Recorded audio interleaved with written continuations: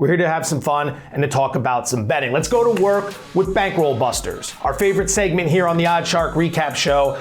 Right out of the gate, the Baltimore offense. If you thought you weren't going to make an appearance in this segment, you are wrong.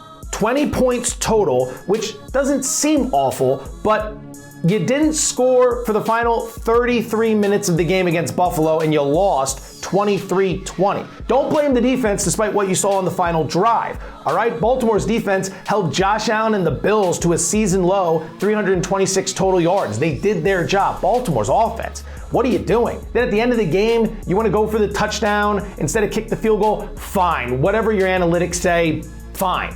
But you can't throw an interception in the end zone and start them on the 20. You got to keep them backed up against the goal line. I may or may not have had Baltimore +3 in that game. Speaking of which, line moves.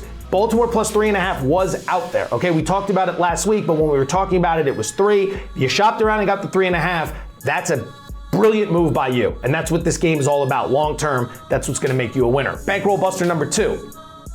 The Pittsburgh Steelers.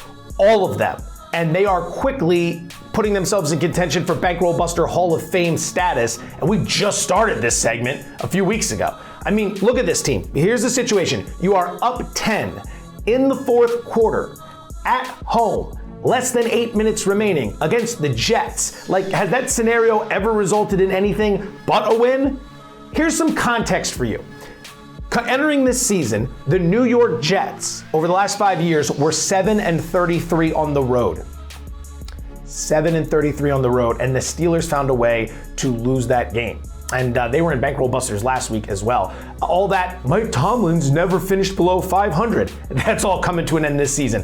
Updated win total for the Steelers, 5.5 plus 120 to the over. Keep that in mind. And then finally, Bankroll Buster number 3, London officiating. Now, I was on the Vikings -2.5. I love the officiating in that game, but I'm a man of the people, and I recognize that a lot of you people may have backed the Saints in that game.